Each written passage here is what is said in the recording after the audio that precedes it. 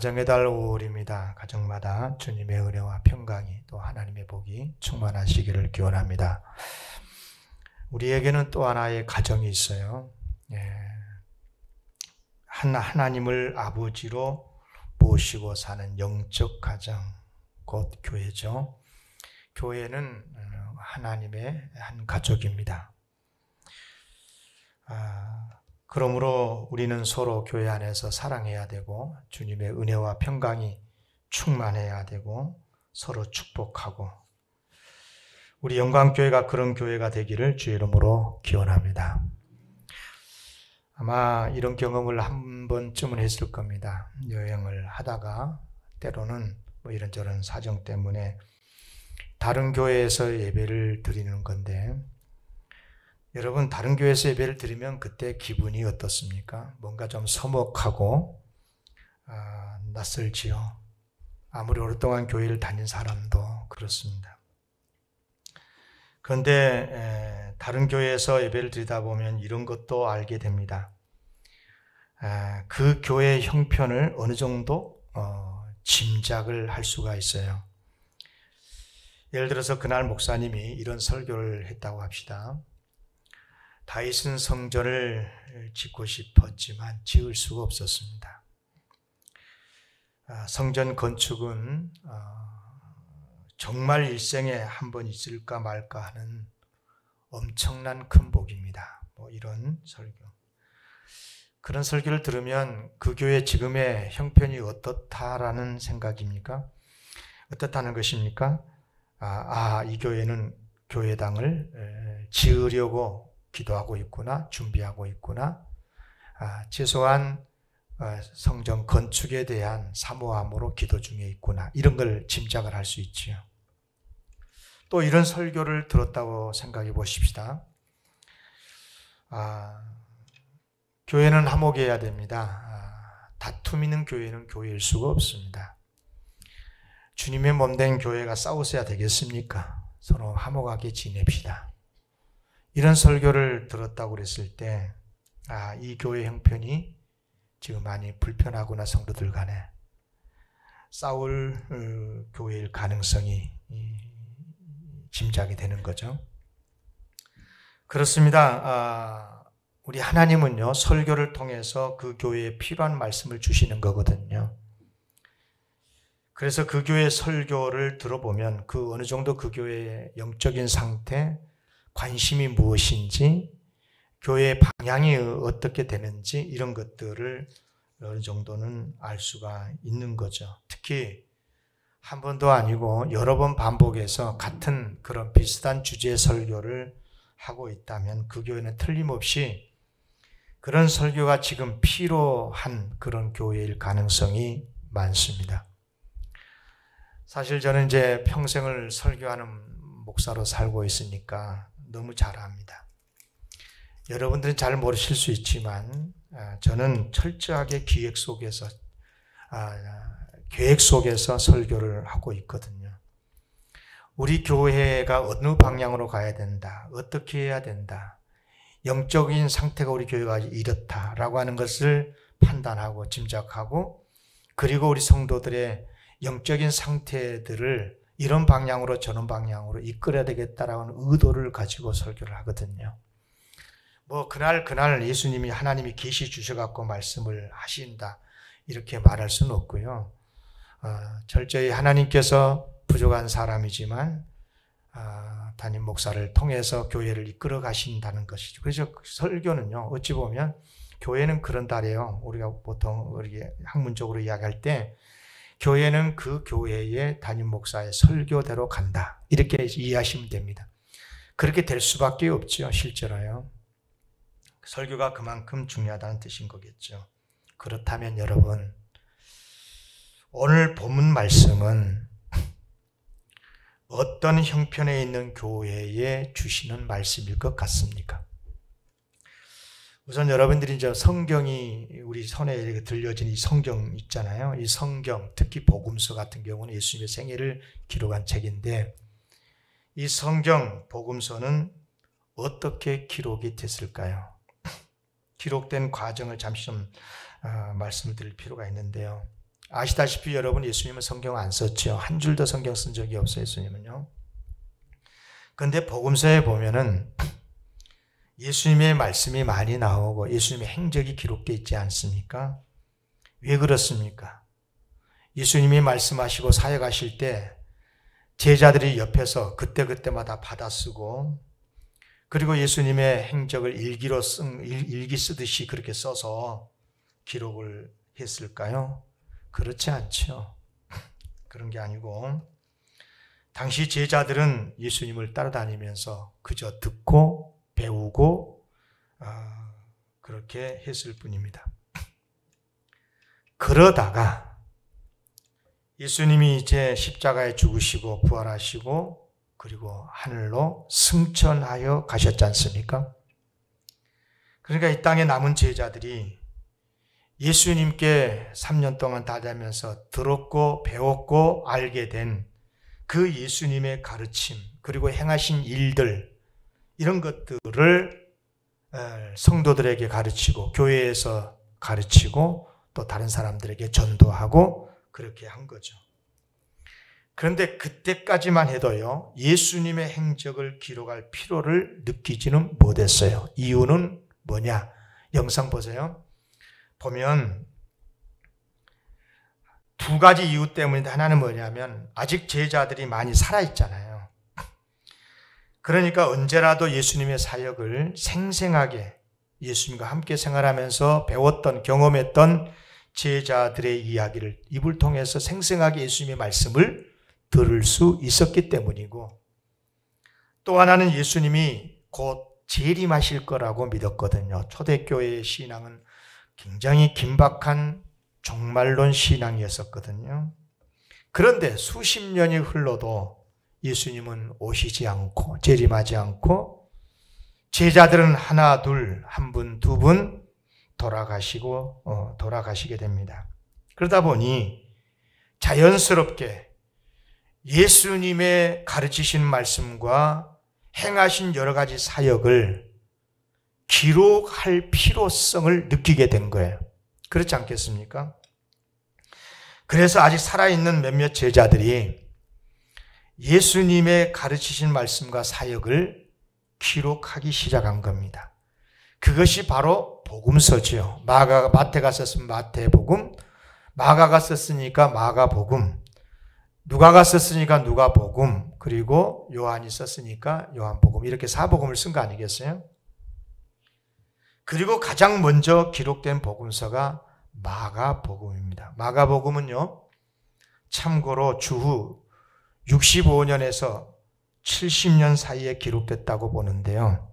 그렇다면 예수님이 부활 승천하신 이후 거의 40년이 지난 다음에 기록이 됐다 그 말이에요.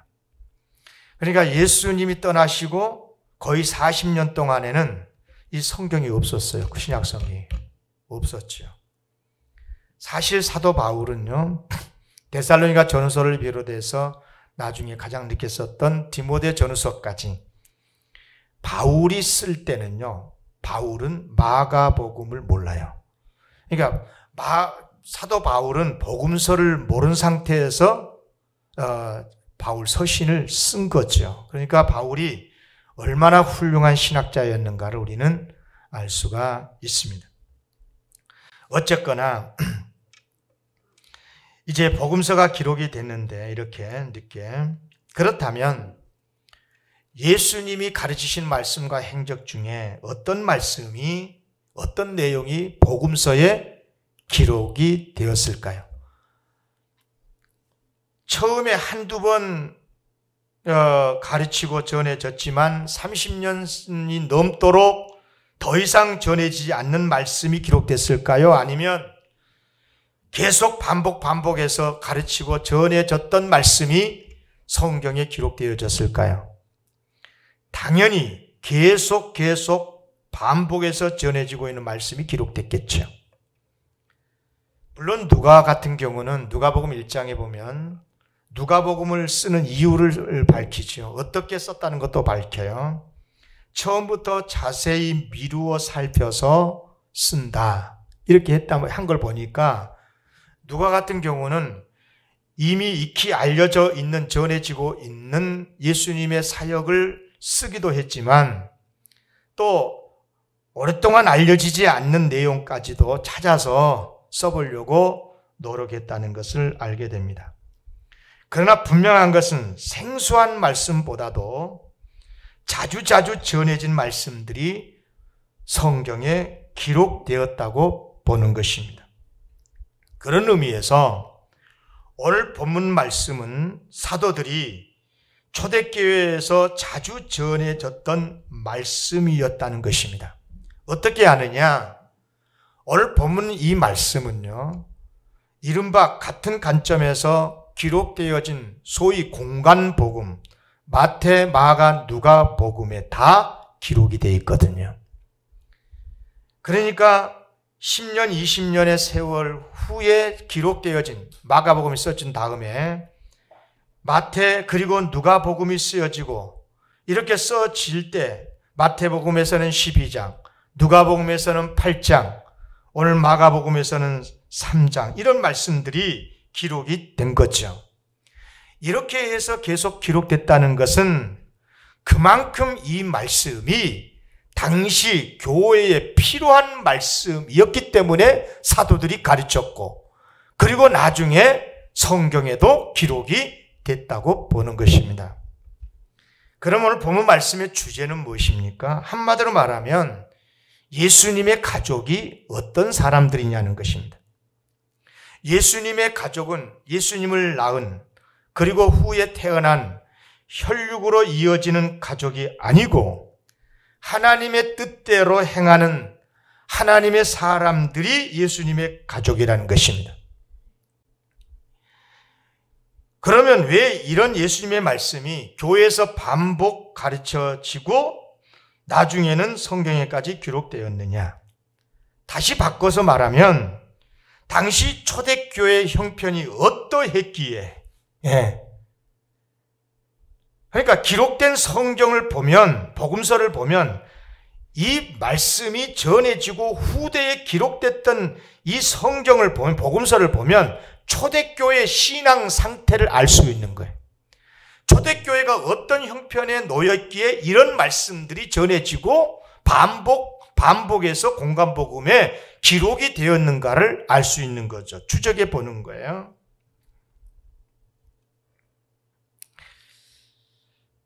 한마디로 말하면 초대교회가 예수님의 혈육의 가족이 교회에서 특별 대우를 받고 있었던 거예요. 그래서 사도들이 예수님께서는 친히 이렇게 말씀하셨다. 예수님의 가족이라 해서 특별 대우하면 안 된다. 그렇게 말씀을 하셨고, 내 가족이 누구냐? 하나님의 뜻대로 사는 사람들이 내 자매고 내 형제고 내 어머니지. 나를 낳아주신 저 마리아, 저분이 내 어머니고 나 후에 태어난 저 동생들이 내 혈육이냐? 내 가족이냐? 그것을 전혀 아니다라고 말할 수는 없지만 예수님은 그것이 아니고 하나님의 뜻대로 행하는 사람들이 내 가족이다 라고 말씀을 하셨는데, 이 말씀을 제자들이 예수님이 떠난 다음에 교회에서 반복해서 이것을 가르쳤다는 거예요. 그리고 공간복음에 이게 성경에까지 기록이 된 거예요. 그렇습니다. 예수님은 분명히 말씀을 했습니다. 자신의 가족은 혈육이 아니다. 내 가족은 하나님의 뜻대로 행하는, 그래서 바른 신앙생활하는 사람들이다. 다시 말하면 교회는 예수님의 혈육이라고 특별 대우하면 안 된다 하는 것입니다. 물론 사도들에게 이런 말씀이 생각나서 가르칠 수 있도록 한 것은 성령님의 역사였지요. 요한복음 14장 26절, 보혜사 곧 아버지께서 내 이름으로 보내실 성령, 그가 너희에게 모든 것을 가르치고 내가 너희에게 말한 모든 것을 생각나게 하리라. 그래요. 성령님은 사도들에게 이 말씀을 생각나게 해주셔서 가르치게 하셨고, 그리고 성령의 감동으로 복음서를 기록하게 만들었고, 모든 성도는 다 한 하나님의 한 가족이다. 예수님의 보혈로 구원받은 하나님의 예수님의 한 가족으로서 모든 교우들은 평등하다. 바로 이것을 가르쳐주고 계신 것입니다. 여러분, 이 말씀은요, 왜 예수님이 이런 말씀을 했습니까? 그 배경이 있어요. 예수님께서 정말 식사할 겨를도 없이 사람들을 가르치고 사역을 하고 있는데, 마침 예수님의 어머니와 동생들이 찾아와서 예수님을 찾는다고 정갈이 왔어요. 누군가가 알려줬겠죠, 예수님에게. 예수님, 선생님, 지금 밖에 예수님의 어머니 마리아와 동생들이 와 있는데요, 찾고 있습니다.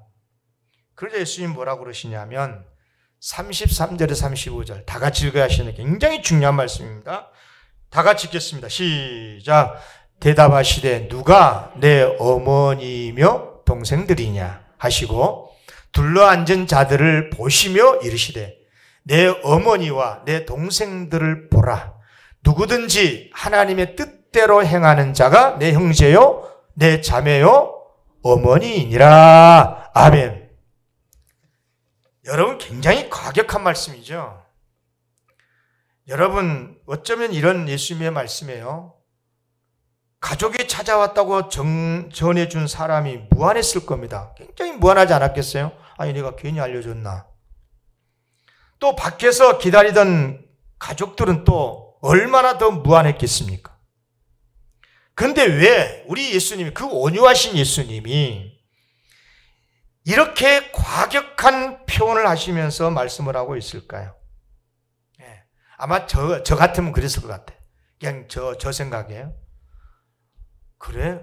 좀 더 기다리라고, 좀 기다리시라고 하라. 내가 바쁘니까. 죄송하지만. 그런데 저분들도 내 어머니지만, 내 가족이지만, 여러분들도 내 가족입니다. 이런 정도로 저는 이야기했을 것 같은데, 우리 예수님은 굉장히 가격하게 표현을 했습니다. 뭐라고? 저분들이 내 어머니고 내 자매고 형제라고? 아니야. 여기에 둘러 앉아있는 여러분들이, 하나님의 뜻대로 행하는 여러분들이 내 형제고 자매고 내 어머니입니다. 이렇게 말씀을 하는 것 아니겠어요? 그러면 왜 이렇게 과격하게 말씀하셨느냐?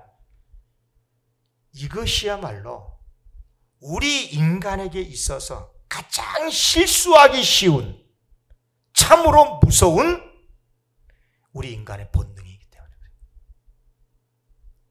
오늘 설교 잘 들으셔야 돼요. 진짜 중요한 말이에요. 그래서 예수님은 과격하게 말씀을 하심으로 성도들로 하여금 이런 실수를 하면 안 된다는 거예요.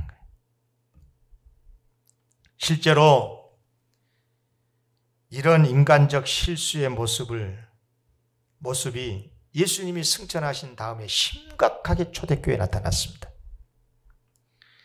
여러분요, 예수님이 하나님의 아들로서 십자가에 죽으셨는데 3일 만에 사셨잖아. 그리고 40일 이후에 많은 무리들이 보는 앞에서 감람산에서 승천하셨단 말이에요. 여러분, 그 현장에서 그것을 지켜봤던 사람들을 한번 생각해 보세요. 이런 모습을 지켜본 사람들이 예수님 어떻게 생각했겠어요? 아니, 죽었다가 산 것도 대단한 건데 하늘로 사신 분이 올라간단 말이에요. 승천하신단 말이에요. 구름 타고. 여러분 생각해 보세요. 그런 예수님을 사람들이 어떻게 느꼈겠습니까? 과연 하나님이셨구나. 과연 하나님의 아드님이셨구나. 저런 분이 다시 오신다고 했으니까 재림하시는 게 확실하구나. 그래서 예수님을 얼마나 높이 받겠습니까? 그런데 예수님도 예수님이지만 그런 예수님을 직접 세상에 태어나게 만들었던 예수님을 낳은 마리아는 말이에요, 얼마나 특별한 여인으로 보였겠습니까? 그래서 초대교회는 시간이 가면 갈수록 마리아를 더 높입니다. 그러다가 이런 생각까지 하게 이르게 된 것입니다. 마리아는 예수님의 어머니시다. 더 나아가서 거룩한 어머니시다. 성모다. 그러다가 이제 무슨 생각까지 하게 되냐면, 그래서 어머니 마리아에게 부탁을 하면 아들 예수님이 우리의 기도를 더 잘 들어주실 것이다. 이런 생각들이 하루 가고 이틀 가고 한 사람 두 사람, 그러다 보니까 초대교회에 자연스럽게 그런 생각들이 퍼지고 문화가 되고 종교의 행위가 되고 마리아에게 기도하는 행위가 나타나게 되고 예수님에게 직접 기도하지 않고 마리아에게 기도하기에 이르게 된 거예요. 여러분, 이것이 예수님의 가르침입니까? 결코 아니죠. 예수님은 어떻게 가르치셨습니까? 기도와 관련해서 정확하게 가르치셨습니다. 요한복음 14장 14절, 내 이름으로 무엇이든지 내게 구하면 내가 행하리라. 예수님은 누구라도 기도할 때 예수님의 이름으로 하라고 그랬습니다. 나에게 하라고 그랬습니다. 예수님에게. 그러면 예수님께서 응답해 주시겠다고 하셨습니다. 그런데 마리아를 높이느라고, 나중에는 마리아를 통해서 기도해도 좋다.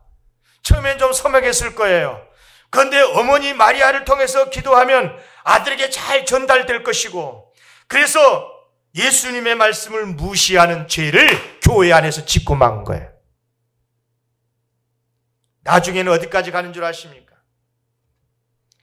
마리아의 무죄 잉태설까지 생깁니다. 지금도 교리지요, 천주교회. 예수님도 마리아도 예수님처럼, 예수님은 죄가 없으시잖아요. 그죠? 그건 다 아는 이야기인데, 그렇다면 그런 예수님을 낳은 마리아도 죄가 없지 않겠냐. 그러면서 마리아의 무죄설, 더 나아가서 죄 없이 태어났다, 죄 없는 사람이라고 하는 교리가 생겨나게 된 거예요. 그러니까 마리아가 단지 예수님의 어머니라고 하는 이유로 이렇게 높임을 받더니 신의 자리까지 이르게 되고 교리까지 생기게 되고, 그게 기독교의 전통이 되어버린 거예요. 바로 우리 예수님이 이런 위험성을 아셨어요. 그래서 우리 예수님은 오늘 본문에서 친히 나를 낳아준 마리아라도 특별하지 않다, 그분이 고맙고 나를 낳아주시는 귀한 신앙이기는 하지만 특별하지 않다 라고 하는 것을 가르쳐주고 있는 거야. 그리고 이것을 기억했다가 사도들이 교회를 가르치는데 교회 안에 묘한 분위기가 일어난단 말이에요.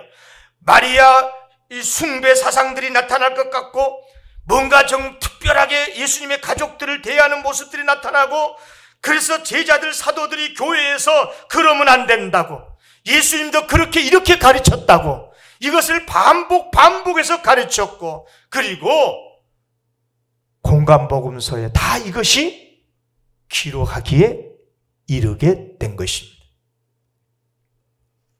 물론 이렇게 된 것은 예수님의 가족의 잘못이 아닙니다. 사실 마리아와 예수님의 동생들은 예수님이 승천하신 이후에 교회에서 일반 성도들처럼 얼마나 열심히 기도하고 바르게 신앙생활을 했는지 모릅니다. 사도행전 1장 13절 14절입니다. 들어가 그들이 유하는 다락방을 올라가니 베드로, 요한, 야고보, 안드레와 빌립, 도마, 바돌로메, 마테와 및 알프의 아들 야고보, 셀롯인 시몬, 야고보의 아들 유다가 다 거기 있어. 여자들과, 그 다음에 중요하죠, 예수의 어머니 마리아와 예수의 아우들로 더불어 마음을 같이하여 오로지 기도에 힘쓰니라. 아멘. 누가가 썼습니다. 누가복음을 썼던 누가복음의 후편 사도행전에 예수님이 승천하신 이후 30-40년이 지난 다음에 누가복음을 쓴 누가가 사도행전에서 이렇게 기록을 했다 이 말입니다. 어떤 이유로 이런 것을 썼었겠습니까? 여러분 기억하십시오. 참으로 교회가 경계해야 될 것이 무엇이냐를 우리에게 보여주는 것입니다.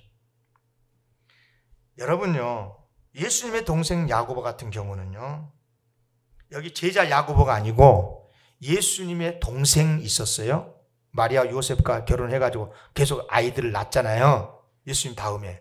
그러니까 그 아들 중에 야고보가 있는데, 야고보는 초대 예루살렘 교회 감독이고 아주 중요한 영적 지도자였어요. 당시 초대교회의 아주 중요한 그 주제가 뭐였냐면, 이방인의 성도들을 어떻게 할 거냐. 유대인 그리스도인들은 뭐 상관이 없는데 이방인 출신 그리스도인들은 어떠냐. 예수도 믿어야 되지만 할례를 받게 해야 되냐 말아야 되냐. 그렇죠. 이제 이 문제 때문에 굉장히 논쟁이 일어났는데, 그때 중지안을 내가지고 초대교회 문제를 해결했던 사람이 바로 예수님의 동생 야고보였었거든요. 사도행전 15장 13절과 19절 보시면 그래요. 이제 회의 중에요. 지금 이게 최초의 기독교 교회의 공회입니다. 총회죠, 총회. 최초의 공회예요. 사회를 봤다고 그래요, 야고보가. 예수님 동생 야고보가 감독이니까. 이분이 말을 야고보가 일어나서 이야기를 합니다. 이르되 형제들아 내 말을 들으라. 지금 발언하고 있는 거예요. 회의 시간에 발언 중입니다. 이런저런 이야기를 쭉 해요. 그러다가 19절에서요. 그러므로 내 의견에는 이렇다. 이방인 중에서 하나님께로 돌아오는 자들을 괴롭게 하지 말고, 다만 유대인들이 수백 년 수천 년 동안 지켜왔었던 그들이 혐오하는 것이 있다. 4가지가 있는데, 우상의 더러운 것, 음행, 목매어 죽인 것, 피, 이것은 멀리 하라고 편지하는 것이 옳겠다. 이렇게 해서 이른바 이 중지안을 냈고, 결국은 교회 최초의 회의에서 이게 채택이 되고, 그렇게 해서 교회가 평안하게 부흥을 하게 된 거예요. 할렐루야. 그렇습니다. 야고보가 초대교회 지도자가 된 것은 그의 신앙이 훌륭했기 때문이지 예수님의 동생이었기 때문이 아니라는 거예요. 그런데도 성도들은 예수님의 가족을 보면서 특별한 가족, 뭔가 우리와 다른 가족, 그러면서 특별 대우하려고 했던 거예요. 그래서 사도들이 이것을 강하게 막았고, 왜? 막아야만 교회가 바르게 될 수 있기 때문에. 그러면 여러분, 왜 사람들이 이처럼 예수님의 가족이라고 특별 대우를 했을까요? 묘합니다. 이건 믿는 사람이든 안 믿는 사람들, 이게 이런 함정에 다 빠져요. 뭐냐면 사람을 볼 때 외적 조건을 자꾸 보려고 하는 거예요. 그러나 우리 하나님은 사람을 예물로 보시지 않잖아요. 마음을 보시잖아요. 바른 신앙 생활을 하느냐를 보시지 않습니까? 35절입니다. 신명기 10장 17절입니다. 너희의 하나님 여호와는 신 가운데 신이시며 주 가운데 주시며 크고 능하시며 두려우신 하나님이시라. 사람을 예모로 보지 아니하시며. 아멘. 오늘 본문 35절도 누구든지 하나님의 뜻대로 행하는 자가 내 형제요 내 자매요 어머니니라. 여러분, 그러므로 교회가 정말 주님의 온전히 거룩한 교회를 이루려면 가장 경계해야 될 게 뭐냐? 사람을 예모로 보면 안 되는 거예요. 비록 초대교회처럼 유무상통까지는 아니더라도 최소한 사람을 예모로 기준으로 해서 차별하면 되겠습니까? 안 되는 거죠. 우리가 부정할 수 없는 게 솔직히 세상은요, 사람을 외모로 평가하고 모든 게 결정해 갑니다. 외모가 능력이라며요. 혈연, 지연, 학연, 업적, 심지어 얼굴까지도. 그래서 얼굴도 예쁘게 만들고 그러지 않습니까? 네. 그러나 우리 하나님은 마음만 보신다는 것을 기억하십시오. 교회는 그래서 하나님처럼 마음만 봐야 되는 거예요. 외모를 보고 차별하면 안 되는 것입니다. 그럼 교회일 수가 없죠. 그렇다면 그래야 되는데 왜 교회가 어떤 특정인을 특별 대우하는 그런 잘못을 하게 된 걸까? 초대교회의 모습을 보면 알 수 있습니다. 초대교회가, 예루살렘 초대교회가 예수님의 가족을 특별 대우했지 않습니까? 왜 그랬을까요? 생각해 보세요. 예수님이 누굽니까? 우리에게도 지금 우리의 구주지만 당시 초대교회 교인들은요, 예수님이 십자가를 지시고 부활하시고 승천하심을 목격하는 교인들이 거기에 많이 있어요. 아직까지. 생각해봐. 그러면 예수님 할 때마다 얼마나 위대하게 받겠어요. 하나님이시고 위대하신 우리의 구세주시고 그분이 지금 승천하셔서 하나님 우편에 계신다고 생각해봐.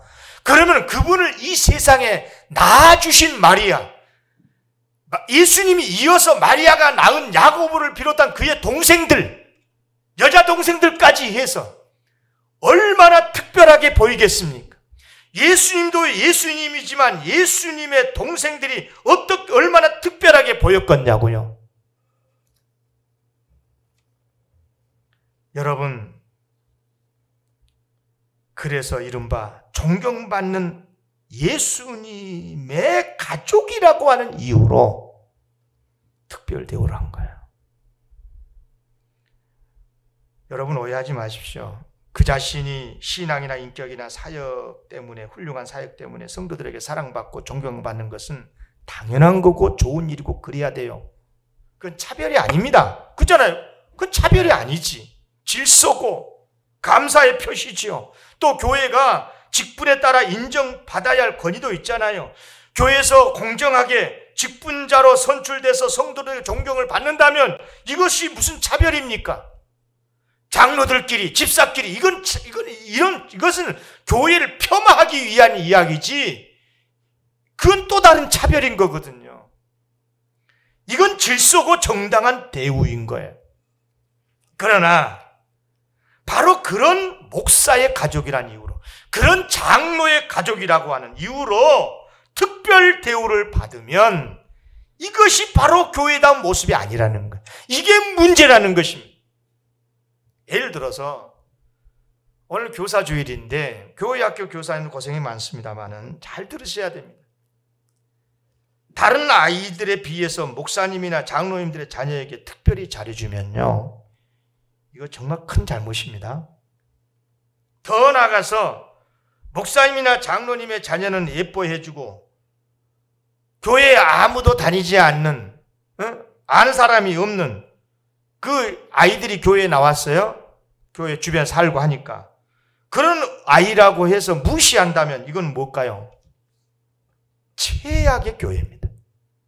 가장 악한 교회예요, 그 교회가. 여러분, 오히려 교회에서는 교회에 아무도 아는 사람이 없는 아이에게 더 큰 관심을 가져야 되고 사랑을 쏟아야 하는 것 아니겠습니까? 그런 의미에서 지금 우리 한국교회 가장 이슈가 되고 있는 문제를 저 개인적 차원에서 지극히 저 개인적인 사견으로 말씀을 좀 드리려고 합니다.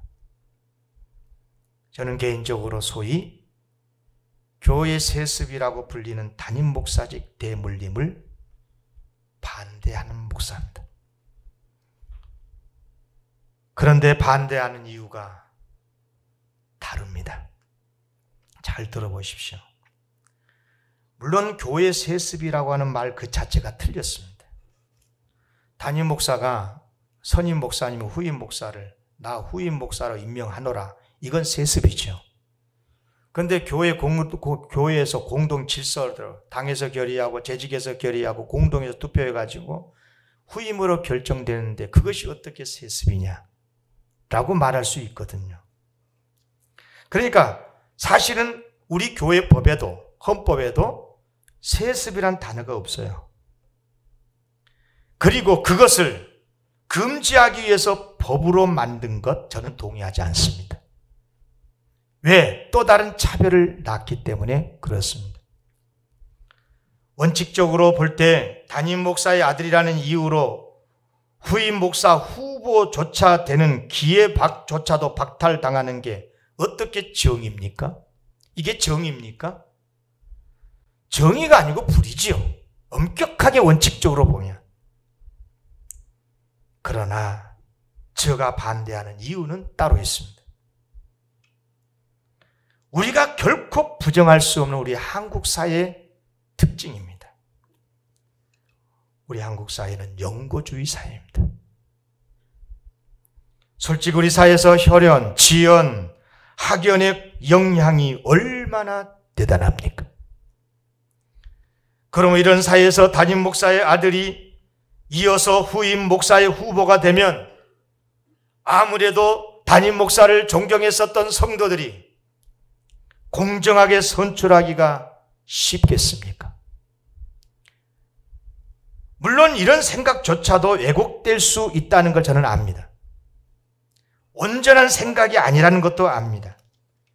그러나 진짜 제가 반대하는 더 심각한 이유는 이것입니다. 만약에 그렇게 하면 100% 공정하게 절차에 따라서 후임으로 결정이 됐다고 해도 사람들이 시험에 든다는 것입니다. 아무리 공정하게 선출을 한다고 해도 사람들이 공정하지 않다라고 믿어버리는 것입니다. 왜냐하면 그동안에 우리 한국 사회가 혈연 때문에 부당한 일들이 너무 많이 있어 왔음을 봐왔기 때문인 거예요. 학연, 지연, 혈연 그런 것으로 인해서 부당한 일들이 우리 사회 곳곳에 일어나는 것을 많이 본인들도 경험하고 그런 걸 봤기 때문에 그래서 실제로 교회가 정당한 절차에 의해서 담임 목사 후임이 담임 목사님의 아들이 결정이 됐다고 하더라도 그렇게 되면 뭐라고 말하느냐? 교회가 세습했다라고 판단해버리는 거예요. 그래서 교회를 싫어하게 됩니다. 그리고 복음을 거부하게 되고 심지어 교회를 타도의 대상으로 삼는 사탄의 세상이 돼버리더라는 거예요. 특히 예수님이 이것을 아시고 일찍이 경계하셨습니다. 누가복음 17장 1절입니다. 그가 이 작은 자 중에 하나를 실족하게 할진대 차라리 연자맷돌이 그 목에 매어 바다에 던져지는 것이 나으니라. 그러니까 교회가 담임 목사 대물림을 해서는 안 되는 이유가 다른 이유가 아니라 실족할 수 있는 사람이 있다는 겁니다. 공정하게 그렇게 올바른 합법적 방법으로 적법하게 선출이 됐어도 실족한 사람이 있다는 것입니다. 그래서 교회는 최선을 다해서 그것을 하면 안 되는 것입니다. 그렇다고 법으로 막으면 되느냐? 저는 100% 반대합니다. 제가 사실 이 일을 위해서 총회 헌법위원회에 갔습니다. 그리고 저는 이것을 법을 없애기 위해서 노력할 겁니다. 1년 동안. 왜냐? 이것이 제정되는 순간부터 우리 교회는 말할 수 없는 분열의 해울에 들어갔거든요. 특히 어느 한 특정 교회를 타켓으로 해서 이 법을 만들었기 때문에 이건 옳은 것이 아닙니다. 아무튼 꼭 그것만이 아니고 교회에서 항존직을 선출하고 직분자를 임명할 때도 마찬가지입니다.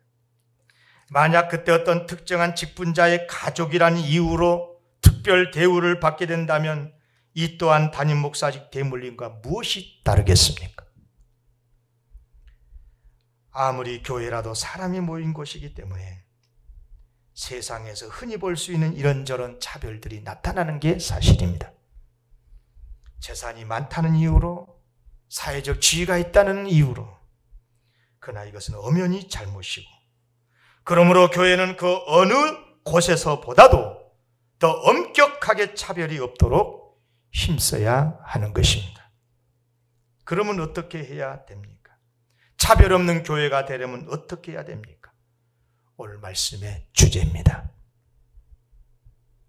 우리는 다 하나님의 한 가족인 것을 기억해야 됩니다.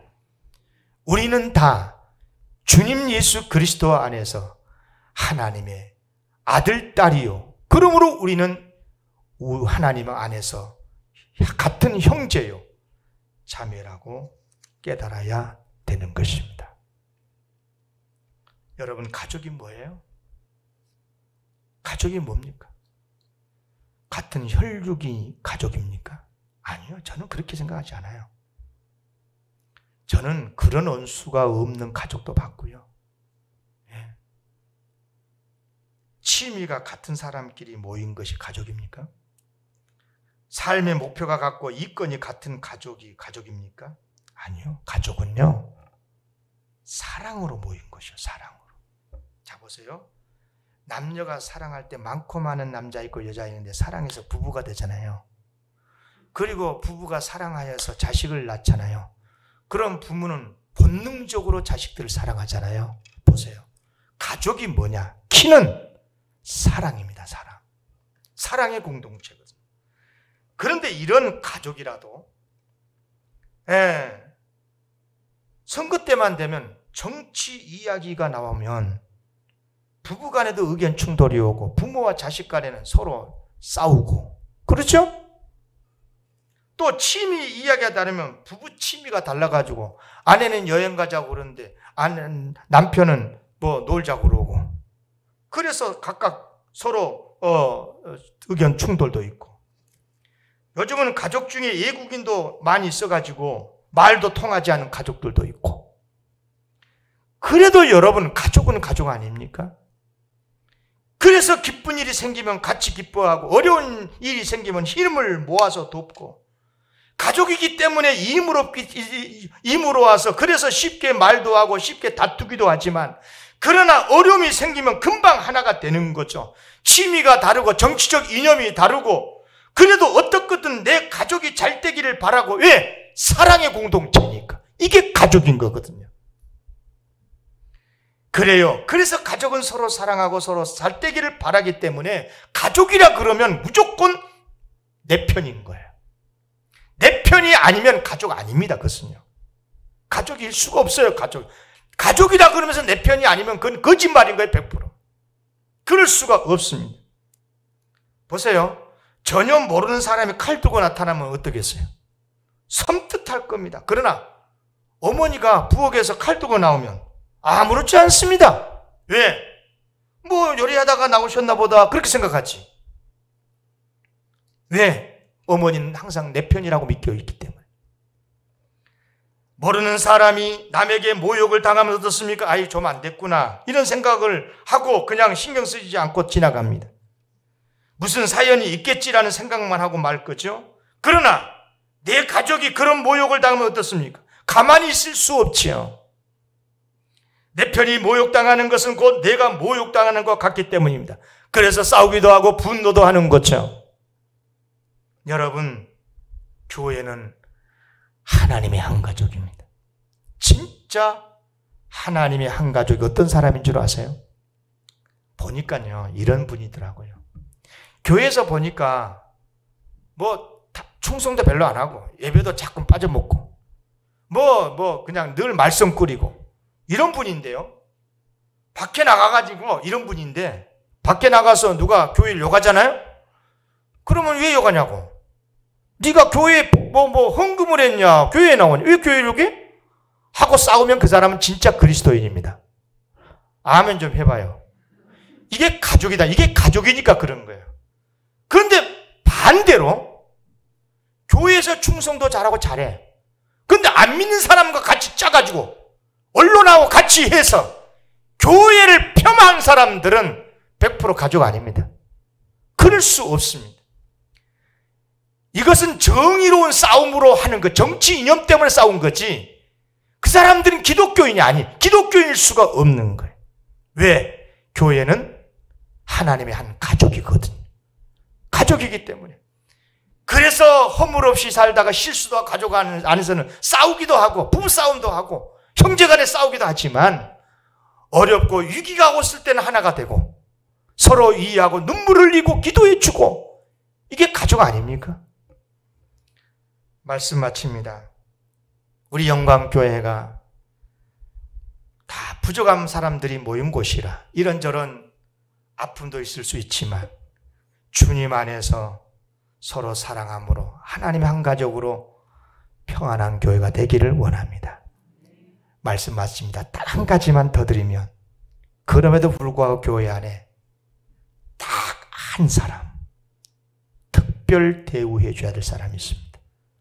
누굴까? 목사? 장로? 아니요. 누굴까요? 따라하겠습니다. 크게 따라하겠습니다. 약한 사람. 뭐라고요?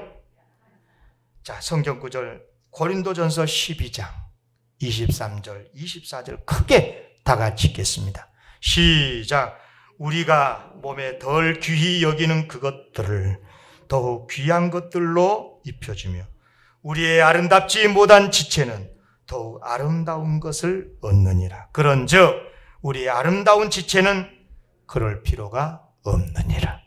우리 모두는 다 그럴 필요가 없어요. 그러나 특별히 이런저런 이유 때문에 시험에 들어있고 약한 성도 있고 몸으로 장애가 있고 마음에 상처가 있고 그런 분들은 특별히 대우하고 이어서 기도해주고 위로해주고 세워주고, 그래서 교회가 건강하게 서야 될 줄로 믿습니다. 기도하겠습니다. 하나님 아버지,